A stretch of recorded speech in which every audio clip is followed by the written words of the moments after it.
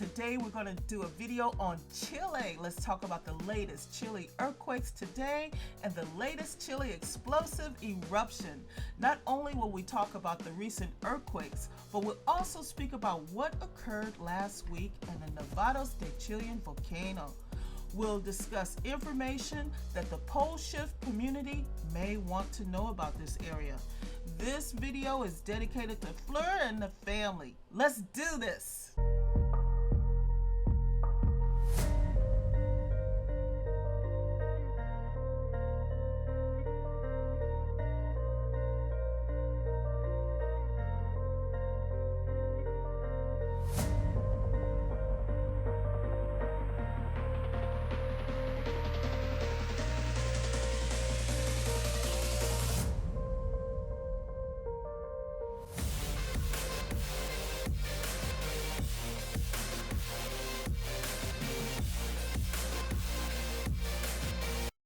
Hey everybody, want to make sure I get this information out to you. It's going to be quite a little bit. We're going to talk about the earthquakes today that have happened in Chile. We're also going to talk about what happened over the week, like I mentioned before. And we're also going to get into a little bit of pole shift information. We're going to actually talk about how the tectonic plates are arranged around the Chile area.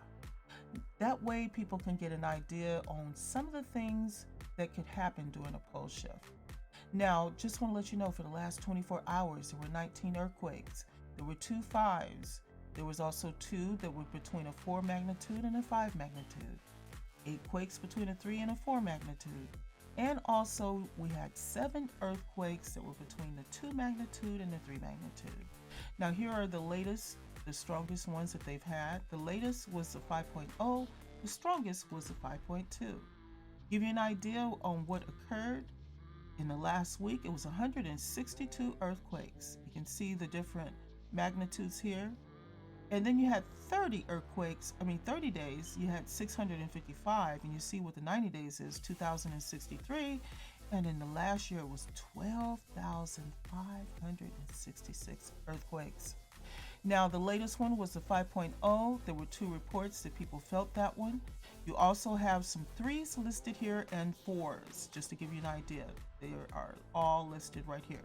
This is the other 5.2, 5 magnitude earthquake that happened. There was also 2 reports for that one.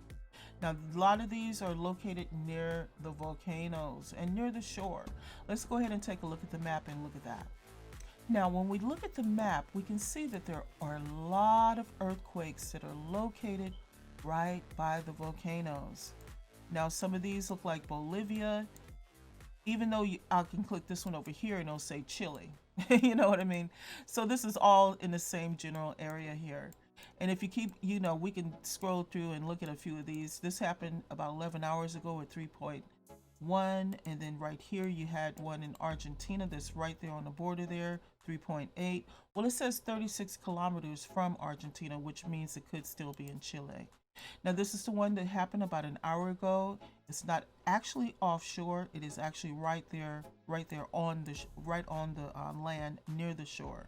Now, there was an explosive eruption that happened from Nevados de Chillan Volcano, and it's under an observation right now. But the last time I checked, it was still having explosive eruptions. Now, this particular volcano here is actually under eruption warning, so hopefully it doesn't get to the red level. That would be the next level for the status if it was to actually elevate in its status. Now, the other volcanoes are doing fine. Nothing else is going on. Now, just to let you know, we're going to talk about some things that are related to the pole shift information. This is something I think from a few people I spoke to want to know about. So let's get on that. Let's talk about tectonic plates and how they move and what's located right there on the shore of Chile. One of the best things I could tell someone that live in this particular area is to make sure they know where the faults are located. There are also faults off in the water, but also know where they are on land. That is very important. Now, let's talk about what could happen during a pole shift, or what components would be involved. That would be the best thing for me to say with a pole shift. First of all, you have the tectonic plates. The Nazca Plate is located adjacent to South America. That's this plate right here. Then you also have another plate, the Antarctic Plate is located right here in the very here. I'll click this so you can see this and I can move this out the way. It's right here in this area right here, right up in this whole entire area. Then you have a smaller plate that's called the Scotia Plate that is located right here. And I can move that so you can see exactly where it is. Now the South American Plate is this whole entire landmass. And then you have others, you know, if you look at the Cocos Plate, Caribbean Plate, North American Plate, and on the other side here would be the African Plate. But this is to let you know what components will be, what could possibly be shifting around if we did have the pole shift. Now this particular plate here, like I mentioned before, the Nazca Plate is actually subducting, it's going underneath this plate here, which means that what can result from that would be mountain building.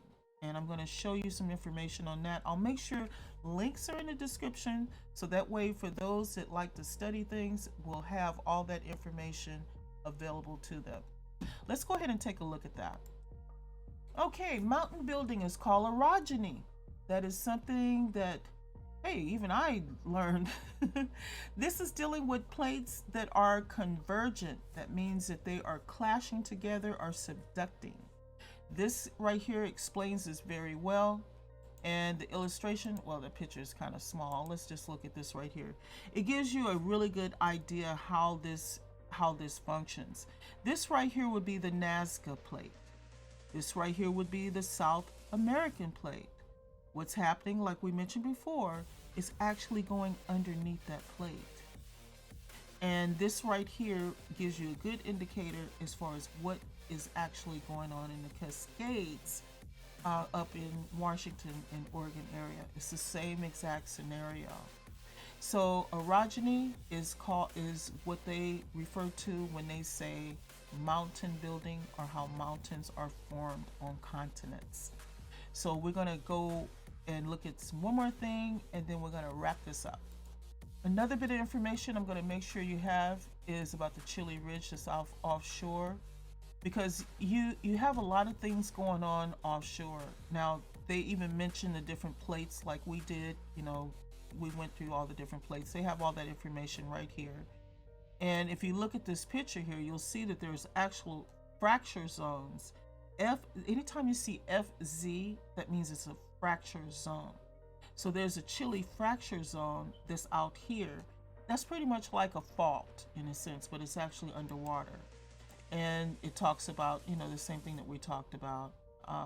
You have now the Chile rise is actually spreading apart. That's spreading apart from each other. Now, is totally opposite of what's going on, you know, as far as the tectonic plate of South America and that Nazca plate that we were talking about. These are called divergent. It's divergent if it's spreading, and it's called convergent if they're colliding or if one is going underneath each other. That's just to give you a little small definition, you know, before you start actually reading all this information. But I just want to say, just make sure you look at where you're staying. If you're going to stay anywhere in Chile, make sure you know where the faults are, because these are the fracture zones that are out here. You see where these red triangles are pointing in this direction? That shows that the plate is moving that way. Where the point is the direction where the plate is moving. So just make sure that you be aware of the landmass. Be aware if there are volcanoes near you. Be aware if there's large bodies of water. You know, if there's a pole shift, you have to be very careful being around water as well, because a lot of sloshing might happen during that event. I hope this helped. I hope this was knowledgeable, and I hope people learned something from this, especially those from the pole shift community, and also for those that may even live there, because maybe people aren't aware of how the Earth is actually formed in that particular area with all those multiple plates, tectonic plates that are around that particular area. Make sure you like, share, and subscribe. Pass the video around if there's others that are looking into Chile for a safe zone. And make sure you subscribe. Talk to you guys soon. Ciao.